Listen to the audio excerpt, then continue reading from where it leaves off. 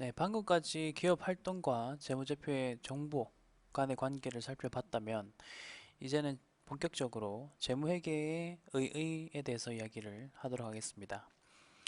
우선은 회계라는 것은 기본적인 키워드만 또 잘 기억하자 이 말씀을 드리고 싶고요. 정보 이용자에게 유용한 정보를 제공하는 것. 우선 이게 회계의 기본적인 정의였습니다. 자, 그리고 앞에 배웠었던 것처럼 회계 이대 기능은 측정해서 보고한다. 그런 거고, 그리고 이제 보고 대상과 회계 유형, 그러니까 보고 대상에 따라서 회계 유형이 좀 달라지는데, 여기서 키워드는 외부 정보 이용자에게 보고를 하면 재무회계라고 하고, 내부 정보 이용자에게, 회사 내부 정보 이용자에게 보고를 하면 관리회계라는 말을 씁니다. 자, 그래서 표에서 정리가 잘 되어 있는데요. 항상 회계를 처음 배울 때 재무회계와 관리회계 차이점이라는 지금 보시는 이 표를 공부를 하게 됩니다. 우선 키워드부터 보자면 외부 정보 이용자 재무회계, 그리고 회사 내부의 경영자 혹은 종업원이라고도 볼 수 있고, 에 보고하는 거는 이제 관리회계가 되겠죠. 그런데 이제 그 재무회계에서는 보고서를 보면 과거에 있었던 사건들이 보고서에 기록이 되어 있는 것이고, 관리회계 같은 경우는 과거에 있었던 사건도 있지만 현재 및 앞으로 일어날 거에 대한 뭐 예측, 예산을 짜는 것 이런 것들이 있다라는 게 특징이 되겠고요. 자, 그리고 우리가 좀 키워드적으로 볼 만한 것은 보고 정보의 산출 근거라고 해서 재무회계 같은 경우는 일반적으로 인정된 회계 원칙이라고 해서 회계 기준에 따라서 보고서를 작성하는 거예요. 그 근거를 따라서. 자, 그리고 관리회계 같은 경우는 의사결정 이론이라고 해서 원가나 효익 분석이란 거, 이거 나중에 CVP 분석이라는 것을 배울 겁니다. 내가 이 정도의 원가를 투입했을 때 얼마만큼의 효익이 나에게 생기는 것이냐를 분석하는 게 있습니다.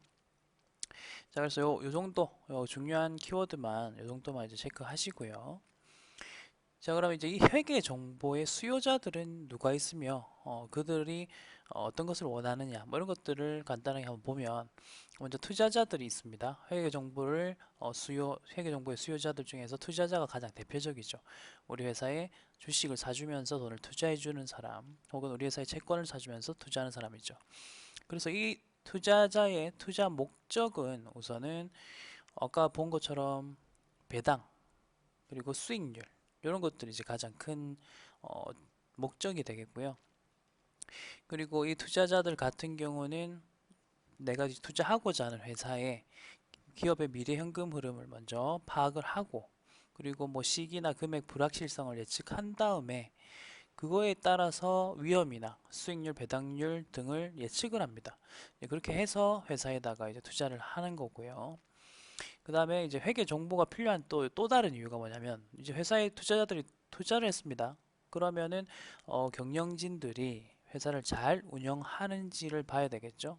그래서 나오는 단어가 수탁 책임입니다. 수탁 책임. 경영자들은 투자자들에게 회사를 잘 운영해라는 그러한 부탁을 받은 사람이죠. 부탁을 받다라는 뜻이고, 그 다음에 책임, 그로 인한 책임입니다. 그래서 그거를 잘 하고 있는지 감시하기 위해서 올바른 회계 정보가 필요한 거죠. 그래서 이런 경영자들 같은 경우는 회사에 월급을 받고 사는 거잖아요.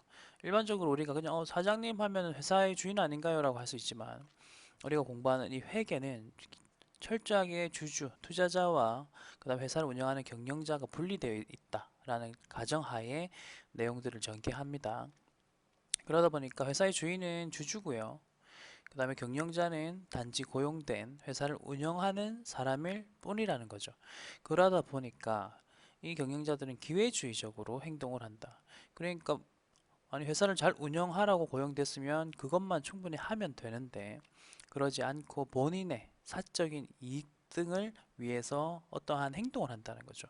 자, 그러다 보니까 그런 것들을 감시를 하다 보니 대리인 비용이라는 게 증가한다라는 표현이 나오는 거예요.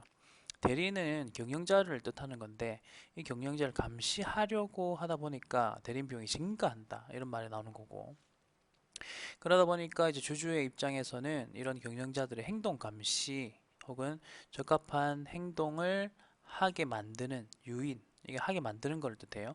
하게 만들 방안이 필요한 거죠.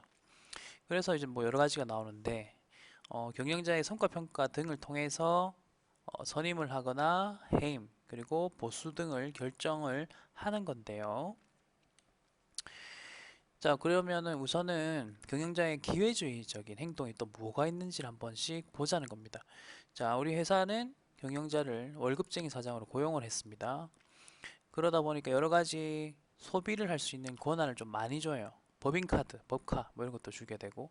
자, 그런데 이 경영자가 예를 들어서 사무실을 치장하거나 뭐 여행을 가거나 본인의 뭐 골프 회원권을 구입한다거나 쓸데없는 과도한 지출을 하는 것 이런 것들 특권적 소비라고 하고요. 그 다음에 지금 현재 우리 회사 상황에서 더 이상 뭐 사업 확장을 할 필요가 없는데 그러한 거를 다 무시하고 소유주의 부가 극대화하는 수준 요까지만 하면 되는데 오버해서 부서를 확장하면서 자신의 나는 이 정도로 대단한 사람이야 라고 하면서 만족하는 그런 게 있어요. 그래서 그런 것들을 이제 불필요한 사업 확장이라고 하고 혹은 업무 테마는 뭔지 아시겠죠? 그냥 일을 제대로 안 하는 거죠. 그 다음 부정확한 투자 결정. 자, 이런 것들도 사실은 이제 사장, 경영자가 결정을 하는 건데 투자를 하려면요, 기본적으로 따져볼 게 많습니다. 여러분도 지금 혹시 주식을 투자하신다면 따져보시고 재무제표도 봐야 되고 차트도 봐야 되고 뭐 이런 것들을 좀 최대한 따져보면서 정확한 관점 하에 투자 결정을 해야 되는데 그러지 않는 거. 왜냐하면 경영자가 본인의 돈이 아니잖아요. 그러니까 위험 부담 능력이 낮다라는 표현이 나옵니다. 본인의 돈으로 투자하는 것이 아니다 보니까 경영자 입장에서는 뭐 부담 없는 거예요. 그러다 보니까 위험이 높음 그리고 여러분 위험이 높으면 수익도 높은 거라는 건 아시죠? 이런 것들을 이렇게 하면 되는데 그래서 고위험, 고수익에 투자한 회피 혹은 그거를 오히려 투자한다든지 이런 식으로 부정확한 투자 결정을 한다. 이렇게 표현을 할 수 있습니다. 자, 그러다 보니까 이런 것들을 우리가 감시를 해야 되잖아요. 투자자 입장에서는 아니 내 피 같은 돈을 회사에 투자했더니 이 사장이란 사람이 제대로 일을 하지 않으니까 그런 것들을 좀 감시를 해야 된다는 거죠. 그러다 보니까 비용이 발생을 하는데 그것을 우리는 아까 대리인 비용이라 했고 자 그러면은 대리인 비용을 축소하기 위해서는 이 경영자에게 당근을 줘야 되겠죠. 당근을 주면서 당신도 우리 회사를 잘 되게 한다면 당신 또한 뭐 여러 가지 혜택을 받을 수 있을 거야. 거기에서 나오는 대표적인 게 경영자 보상 계약, 주식 선택권이 있습니다. 스톡 옵션이죠. 스톡 옵션이라는 것은 우리 회사 주식을 경영자한테 주는 거죠. 경영자한테 주면서 우리 회사 주식 당신도 가지고 있지. 우리 회사가 잘 된다면 주가가 오를 것이고 당신 또한 이익이 생기는 거야. 이런 식으로 주는 게 대표적인 거죠. 스톡 옵션. 그 다음에 이제 보너스를 준다. 성과가 매출액 목표를 잡았는데 그 목표를 넘어서면 회사 입장에서는 또 상여금 보너스를 줄 수 있겠죠. 이제 그런 것들을 줄 수 있는 거죠. 자, 어쨌든 근데 그런 것들을 다 주기 위해서는 주식 선택권이나 상여금을 주려면 어쨌든 기준이 있어야 되겠죠. 투자자들도.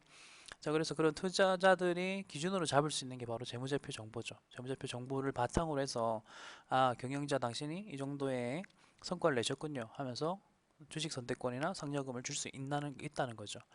자, 뿐만 아니라 추가적으로 경영자의 성과 평가를 위해서 여러 가지 정보들이 또 필요하다라는 것을 이야기할 수가 있겠고요. 자, 그럼 이제 경영자는 뭐 어떤 일을 하는지 한번 보자는 거죠. 먼저 영업이나 재무, 투자 이거는 경영 활동이었습니다. 아까 전에 우리 경영 활동이라는 거고요. 이거에 대한 의사결정을 하는 사람이 바로 경영자가 되겠습니다. 뭐 예를 든다면 신제품을 개발한다. 이런 것들도 이제 사장님이 하는 거죠. 그리고 수익성, 이건 성입니다. 수익성이 낮은 기존 제품을 폐기하고 새로운 제품을 개발한다든지 아니면 제품 믹스라는 거는 우리가 판매할 제품의 배합이죠. 예, 그런 것들을 좀 변경해서 어떻게든 좀 잘 팔 수 있게끔 해보자는 거. 혹은 우리 회사에 자금을 조달하기 위한 사채를 발행한다든지 은행에 장기 차입을 한다는 의사결정 혹은 유가증권에 투자하는 거 이거 한마디로 경영이에요. 이거는 경영자니까 경영 활동들이죠. 경영 활동에 대한 이야기고 자, 그 다음에 경영자와 관련된 이야기를 또 해보자면 아까 전에 했던 것처럼 보상 계약이 있었잖아요. 스톡 옵션이나 상여금. 그거는 기본적으로 재무제표 정보에 따라서 입각해서라는 말은 이제 따라서 경영자에게 어떤 보상액을 줄 건지를 결정한다. 뭐 그런 이야기를 하고 있는 겁니다. 자, 그럼 채권자와 관련된 재무회계 정보 이야기 좀 해보겠습니다. 우선 채권자 입장에서는 기업에 돈을 빌려주는 기관이잖아요. 그러다 보니까 아무 기업에게나 돈을 빌려줄 수는 없습니다. 그래서 그 기업의 신용평가라는 것을 하게 되고요. 그래서 그 신용평가를 통해서 이 기업에 대출을 해줘도 되는지, 금액은 얼마나 줘야 될 것인지, 혹은 이자율은 어느 정도로 할 것인지, 이런 것들을 따지게 되는데, 그때도 뭐 지금 보이시는 유동성, 레버리지, 수익성 등의 관련 정보인데, 이것도 결국은 재무제표 정보 등이죠. 재무제표 정보를 바탕으로 해서 이 회사에게 얼마를 빌려주고 이자율을 어떻게 할 것인지를 결정하는 거죠. 뿐만 아니라 이제 계약 조항이라는 게 있는데 일정한 여러 가지 조건을 달 수가 있어요. 언제까지 갚아라. 이런 상황이 발생하면 조기 상환을 해라. 이런 것들조차도 기본적으로 재무제표의 정보를 이 군이 아니고 근이죠. 근거로 작성을 하는 거죠. 자, 그래서 이런 것들을 할 때 다 재무제표가 사용된다. 지금 그 이야기를 하고 있는 겁니다. 자, 그럼 종업원과 이제 회계 정보의 관계를 한번 또 보자면 종업원의 입장에서는 아까 전에 목표가 뭐였냐면 내가 월급을 잘 받을 수 있냐 아니면 이 회사를 잘 계속 다닐 수 있느냐 뭐 이런 것들이었잖아요. 그러다 보니까 기업이 지속적이면서 수익성 계속 돈을 잘 벌 수 있는지에 관심을 가진다는 거고, 그러다 보니까 추가적으로 기업이 안정돼야 내가 고용 안정, 잘릴 일도 없고 그 일이 내가 여기서 그만둘 일이 없다는 거. 그 다음에 급여 지급 능력. 여러분들이 이제 직원이라면 제때 월급 받는 게 중요하지 않습니까? 이건 뭐 누구나 중요한 거니까 그런 것들을 기업의 재무제표 등을 통해서 평가할 수 있고, 그 다음에 연금. 이 회사가 나의 연금까지도 다 지원해줄 연금 제도에 맞춰서 다 불입을 해줄 수 있는 회사인가, 그런 것들도 우리 회사의 재무제표 등을 통해서 볼 수 있고, 그리고 종업원 보상 계약도 있는데 이것도 마찬가지로 상여금이나 스톡옵션이 될 수가 있는 거예요. 이것도 재무제표에 따라서 이런 계약을 맺는다는 거죠. 이런 식으로 계속 이야기가 되는 겁니다. 자, 정부기관은 보통은 국세청이라고 보시면 돼요. 보통 국세청을 회계에서 정부기관이라고 이야기를 합니다. 그래서 국세청의 가장 큰 관심사는 세금 징수가 되겠고, 법인세는 이제 법인이 내는 세금이죠. 법인이 내는 세금. 그래서 요거는 간단히 나온 김에 또 말씀을 드리자면, 세법상 회사는요 개인 회사가 있고 그 다음에 법인 회사가 있습니다. 물론 이제 또 개인이 내는 세금도 있고 법인이 내는 세금도 따로 있고요. 자, 근데 개인 소득세라는 게 있고 법인 소득세라는 게 있습니다. 그래서 이 개인에는 여러분들이 나중에 돈을 벌게 되면 개인이 되는 거잖아요. 개인 소득이 생긴다 이렇게 말하거든요. 그런 것도 개인 소득세에 포함이 되고, 혹은 기업 중에서 그냥 개인 기업이 있어요. 작은 기업들, 그런 기업들도 개인소득세를 내는 겁니다. 자, 그런데 개인을 생략해서 우리나라에서는 소득세법이라는 표현을 쓰고 있고요. 법인은 보통 회사입니다. 회사고 법인을 설립해서 가상의 이제 실체를 만들어서 소득을 계속 획득하고 그거에 대한 세금을 내는 거예요. 그리고 우리나라에서는 이제 소득을 생략해서 법인세라고 부르고요. 그럼 지금 요 표에서 나오는 거는 법인세, 법인이 내는 소득세입니다. 그럼 그걸 어떻게 계산하느냐, 그런 계산 구조가 나왔는데, 자, 이거는 이제 국세청과도 관련이 있습니다만 앞으로 여러분들이 법인세를 또 배워야 되잖아요. 법인세를 배워야 될 건데 그때 회계랑 좀 최대한 연관 지어 가면서 우리가 좀 이야기를 해야 된다는 겁니다. 잠깐 간단하게만 이야기할게요. 지금 세법 시간은 아니니까. 우선 당기순이익은 손익계산서에서 나옵니다. 손익계산서에서 당기순이익이 산출이 되는 거죠. 이거는 보통 우리 북이라고 하거든요. 북은 회계상 이익이란 뜻입니다. 자, 그런데 이거를 법인세상 이익, 여기 법인세상 이익으로 만들어야 되거든요. 그거를 세무조정이라는 작업을 통해서 하고, 그리고 나오는 게 사업연도소득이라고 해서 텍스, 법인세에서 말하는 소득이 되는 겁니다. 텍스상. 그래서 회계기준상 이익과 텍스상 이익은 조금 다르죠. 달라요. 여기 왜냐하면 목적이 달라서 그렇습니다. 자, 다시 가볼게요. 당기순이익은 회계상 이익이라고 했잖아요. 얘는 회계상 이익인데 얘의 가장 큰 목적은 외부 정보 이용자에게 유용한 정보를 제공하는 게 가장 큰 목적이랬죠. 자, 그런데 이 텍스상, 세법에서는 가장 큰 목적이 뭐냐면 세금 징수죠. 세금 징수. 그러다 보니까 회사가 비용으로 처리한 것들 중에서 이거 인정 안 해줘, 인정 안 해줘, 이런 식으로 하는 좀 제한이 많아요. 회계 기준에서는 비용으로 인식할 수 있었던 것들이 예를 든다면 세법에서는 안 되는 것들, 제한이 걸린 것들이 좀 많습니다. 그래서 그런 것들을 다 조정하는 것을 세무조정이라고 합니다. 세무조정을 통해서 세법상 이익이 나오거든요. 이게 뭐 용어적인 건데 지금은 이 정도만 이야기하겠습니다. 이 정도만. 그래서 회계상 이익, 북에서 나오는 이익과 텍스상 이익은 다르다. 그 이유는 회계의 목적과 세법의 목적은 다르기 때문이다. 방금 설명드렸던 그런 내용들, 그런 것들을 바탕으로 한번 우리가 생각을 해보면 된다. 그걸 말씀드리고 싶고, 자, 다시 돌아가서 정부기관의 관심은 세금 징수입니다. 그리고 그 세금 징수를 위해서 이 회사의 소득을 알아야 되는데 그것의 바탕이 되는 게 바로 재무회계상의 회계기준상의 재무제표를 통해서 재무제표 중에서도 손익계산서를 통해서 이익을 확인을 하고 그때 재무제표가 필요하다라는 것을 말하고 싶은 거예요. 그 재무제표를 통해서 세무조정을 하고 세법상, 텍스상 소득을 산출해낸다. 이 정도까지만 일단 아시면 되겠습니다. 자, 그리고 이제 또 추가적으로 한번 보자면 지금 정부기관에서는 이제 세금 징수 이야기가 가장 대표적인 거고요. 그 다음에는 뭐 조달청, 공정거래위원회 뭐 이런 데들 이런 데서 중요시하는 내용들이 있는데 이걸 한번 읽어보시면 되겠습니다. 자, 그리고 우리 회사의 고객 혹은 거래처라고 부르는데 장기적으로 우리 회사와 계속 거래를 하고 싶은데 만약에 우리 회사가 부실하다거나 아니면 생존 가능성이 낮으면 안 되겠죠. 그러다 보니까 재무제표 정보를 필요로 하는 거죠. 거래처 입장에서도. 그래야 이 회사의 재무제표를 보면서 이 회사랑 거래를 맺으면 괜찮겠다. 지금 매출이 오르고 있고 영업이익이 오르고 있으니까 앞으로도 장래성이 밝네. 그럼 우리 회사랑 좀 거래합시다. 이런 식으로 이야기할 수 있는 거고. 재무제표 정보를 봤는데 이상해요. 지금 재작년, 작년, 현재 계속 이익이 떨어지고 있어. 이렇게 되면은 내가 이 회사의 물건을 팔더라도 돈을 못 받는다는 거죠. 이제 그런 것들 위험이 있기 때문에 재무제표 정보가 필요하다는 거고, 뭐 그 이외에는 기타 집단이라고 해서 학교, 단체, 이해관계자 집단 뭐 등이 있다는 것 정도만 아시면 되겠습니다. 자, 그럼 이제 회계 정보를 공급해서 한번 내용들을 보겠는데요. 우선은 외부 정보 이용자. 자, 요거 아까 재무회계와 관련된 이야기입니다. 지금 계속 여러분들이 배우는 거는 중급회계는 결국은 재무회계입니다. 그리고 이 재무회계라는 것은 외부 정보 이용자에게 유용한 정보를 제공하는 거고요.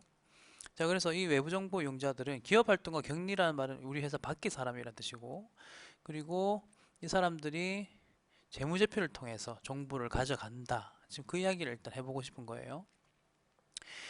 자, 그런데 기업의 경영자가 있습니다. 기업의 경영자는 아무래도 기업을 직접 운영하다 보니까 뭐가 있냐면 회계 정보나 공시 내용 그리고 공시 시기를 좀 자기가 원하는 시기에 혹은 마사지를 할 수가 있어요. 내용을 조금 기준에 맞춰서 하긴 하지만 재량권 자기가 어떻게 약간 원하는 대로 할 수 있다는 거죠. 그러다 보니까 자, 정보 이용자와 그 다음에 경영자 간의 정보비 대칭이 발생한다는 거죠. 이거는 뭐 여러분들도 이야기를 들으면 좀 이해가 되겠지만 어쨌든 경영자는 기회주의적으로 이익 관리를 한다라는 말 하는데 이익 관리 가능성 이게 뭐냐면 수익이나 비용 같은 것들을 경영자가 원하는 시간에 회계 처리를 하는 방법이 있는 거죠. 예를 들면 오늘 판 물건을 뭐 내일 팔았다 이런 식으로 혹은 거래를 내일 해버리는 거예요. 그렇게 하면서 수익을 좀 조정할 수 있고요. 비용 처리도 지금 비용 처리 안 하고 나중에 집행을 시켜가지고 비용 처리를 할 수 있고 이런 식으로 기회주의적으로 자기가 이익 관리라는 걸 할 수 있어요. 그래서 여기서 나오는 말이 이제 이익조정이라는 말이 나오고 이 부분에 대해서 뭐 많은 논문들이 나와 있습니다. 혹은 이익유연화라는 말도 있습니다. 이익유연화. 근데 요거는 그냥 뭐 교수님들이 연구하시는 분야니까 뭐 이런 게 있구나 정도만 아시면 되고 여러분들 입장에서는 아직 뭐 연구자가 될 건 아니니까 이게 무엇인지에 대해서는 지금은 몰라도 되고 혹은 관심 있으시면 한번 찾아는 보세요. 논문들 많으니까. 자, 어쨌든 이런 식으로 이 경영자의 기회주의적 이익 관리 가능성이 있다 보니까 기업은 불충분한 정보를 공급하고 이러다 보니까 정보 비대칭이 발생한다는 거죠. 자, 그럼 이런 것들을 해결하기 위한 해결 수단은 무엇이냐? 이제 규제 기관이 떠야죠. 규제 기관이 정보 공급을 규제하는 거예요. 이런 것들을 제대로 회계 기준에 맞춰서 하시라 이렇게 규제를 하면서 그다음에 자본시장 입장에서도 압력을 갈 수 있는 그런 수단들이 존재한다는 겁니다. 자, 그러면 먼저 규제 기관이 정보 공급을 어떤 식으로 규제를 하는가 뭐 그런 이야기를 한번 보겠습니다. 자, 우선 우리가 사전에 조금 가정해야 될 거는 생각해야 될 거는 회계 정보라는 거는 공공재입니다. 누구나 사용할 수 있는 것이어야 한다. 경제학적으로 봤을 때. 자, 그러다 보니까 요 공공재이기 때문에 정보 공급에 대한 규제가 필요성이 대두가 되는 거고요. 자, 그럼 이 규제와 관련된 기관은 뭐 세계적으로 미국 그리고 한국에서는 뭐가 있는지 이런 기관들이 있어요. 이런 기관들이 있고 우리나라는 이렇게 한국회계기준위원회 현재 뭐 이런 식으로 있고 금융위원회도 있고 네, 이런 식으로 이런 기관들이 정보를 제대로 공급하라고 규제를 합니다. 지금 이 정도만 아시면 되겠고 자, 그러면 자본시장의 정보 공급 압력과 관련돼서 한번 보자면 먼저 기업의 자금 조달 수단을 한번 정리할 필요성이 있겠죠. 첫 번째로 기업의 자금 조달 수단에는 무엇이 있는가를 먼저 살펴보겠습니다. 자, 자금 수요자는 기업입니다. 기업은 자금을 조달받아야지만 운영을 할 수 있잖아요. 그래서 자금 수요자가 기업이 되고 그리고 필요한 자금을 자본시장에 가서 조달을 하는 거죠. 주식을 발행한다든지 회사채를 발행한다든지 자, 그럼 어떤 거를 발행하느냐? 먼저 제 대표적인 게 유가증권, 가치가 있는 증권이라고 했고요. 보통주 우선주는 주식이고요. 보통주 우선주는 주식. 그다음에 회사채를 발행해서 자금 조달을 하거나 아니면 은행에 가서 차입을 한다. 이런 방식을 통해서 기업은 자금 조달을 합니다. 자, 그리고 이 자본시장에서 정보 공급 압력을 어떤 식으로 하는지 그 프로세스를 한번 보자는 거예요. 자, 그 프로세스 같은 경우는 자본시장 같은 경우는 자금의 수요자인 기업 그리고 자금을 공급해주는 투자자 그다음에 금융기관 간의 자금 조달 거래가 이루어지는 장소가 바로 자본시장이라는 것이고 자, 그럼 자본시장 참여자들의 의사결정 사항은 뭐냐면 이제 돈을 뭐 어쨌든 투자를 하고 투자를 받고 돈을 빌려주고 빌려받는 거잖아요. 그러다 보니까 다양한 조달 조건이 필요하다는 거죠. 뭐 예를 들어 금액은 얼마이며 이자율이나 배당률은 얼마이며 기간 그리고 담보 제공을 어떻게 할 거냐 이런 것들을 자본시장에서 참여자들 방금 말씀드렸던 기업이나 투자자들 금융기관입니다. 서로 이제 결정을 합니다. 결정을 함에 있어서 영향 요소들이 있는데 의사 결정에 영향 요소들이 있는데 우선은 이 기업에다가 자금 투자를 할 사람들 돈을 빌려줄 사람들은 기업에 대해서 정보가 없으니까 좀 불확실하다는 거죠. 예를 들면 이제 주식 발행한 기업, 이 기업이 주식을 발행해서 내가 주식을 투자는 했지만 나중에 부실화가 된다든지 아니면 망한다든지 이런 가능성도 있을 수가 있고 그다음에 돈을 빌려줬는데 사채 발행 기업이라는 말은 이제 돈을 빌려받는 기업을 뜻하고 돈을 빌려주는 입장에서 혹은 사채를 사는 사람들 입장에서는 채무 불이행 위험, 돈을 못 갚아받는 수가 있는 거죠. 예, 회사가 돈을 못 갚는다 이런 상황이 발생할 수도 있으니까 이제 채무 불이험 위험, 채무 불이행 위험이 있을 수도 있다는 거죠. 자, 그러다 보니까 이런 투자자들 혹은 은행들은 기업의 질이 우수한 기업, 이걸 이제 우량 기업이라죠. 우량 기업에다가 투자를 하고 싶어 한다. 왜냐면 이런 우량 기업에 투자를 하면 높은 수익이 생기고요. 주식의 경우에는 주가가 높아지는 것이고, 그리고 여기 보시다시피 사채이자는 예정된 날짜에 혹은 원금도 예정된 날짜에 받을 수 있다는 거고, 혹은 높은 배당금을 지급받을 수 있다는 거고 이게 이제 높은 수익성입니다. 다시 돌아와서 말하자면 사채의 경우는요 이자를 제때 받으면 되고 원금을 제때 받으면 높은 수익성이다 이런 말을 할 수 있겠죠. 그 다음에 주식의 경우는 높은 배당금을 이렇게 받을 수 있다는 거 혹은 높은 주가로 인한 차익이 생긴다는 거 그런 게 이제 높은 수익률이고 밑에 또 비슷한 말이 나오지만 높은 주가가 유지된다는 거 이것도 마찬가지죠. 투자자가 주식을 샀는데 높은 투자 수익이 제공되면 투자자는 낮은 자본 비용을 요구한다라는 표현이 있거든요. 요거는 이제 자본 비용이라는 말은 보통 뭐 이자나 배당금 등을 뜻해요. 그러다 보니까 투자자 입장에서는 뭐 이자나 배당금을 높게 주지 않더라도 우리 회사, 내가 투자한 이 회사가 주가가 높게 유지가 되다 보니까 괜찮아요. 당신의 회사 주가가 좋고 튼튼하니까 이자나 배당률을 더 많이 요구하지는 않겠습니다. 이게 반대로 이야기하면 회사가 질이 열등하면 혹은 불량한 기업이라면 열등 불량한 기업이면 투자자는 높은 자본 비용을 당연히 요구하죠. 왜냐하면 너희 회사 파산될 수 있지 누가 아냐? 법정 관리, 채무 불이행할지 누가 아냐? 그러니까 오케이 너희 회사에 투자는 할게요. 근데 대신 높은 자본 비용, 이자나 배당금 이런 것들을 좀 더 높게 주세요. 이런 식으로 표현을 할 수가 있고, 자 높은 자본 비용의 예시가 있는데요. 요거 같은 경우는 먼저 아까 말씀드렸던 이자율, 높은 이자율입니다. 여기 가장 대표적으로 직관적으로 이해할 수 있고 발행 조건을 엄격하게 하는 거죠. 그냥 발행해 주는 게 아니라 이런 조건들을 다 충족하면 내가 너에게 뭐 자체 발행을 시켜줄게. 이런 거. 그다음에 신주 발행도 마찬가지로 시가 할인율을 높아서 싸게 사는 거죠. 주식을 당신 회사 주식 보통 임명가가 얼마? 그러면 좀 더 싸게 팔아 나한테. 그럼 내가 사줄게. 이런 식으로 하는 것들을 다 높은 자본 비용이다라는 표현을 쓰는 겁니다. 자, 이처럼 자본시장의 정보 공급 압력이 방금처럼 자본 비용을 요구하는 것과 같은 방식대로 기업에다가 대응을 하는 건데요. 그럼 이제 기업은 어떻게 해야 되냐면 가장 유리한 조건으로 자금을 조달해야 되겠죠. 내가 이자를 최대한 적게 줘야 되고 배당금도 최대한 적게 주고 싶고 이런 식으로 그리고 최대한 많은 투자를 받고 싶고 그렇게 하기 위해서는 자신들에게 유리한 정보를 자본시장에다가 적극적으로 공급해라. 이렇게 하면은 정보 비대칭성도 떨어진다. 뭐 그런 논리의 이야기입니다.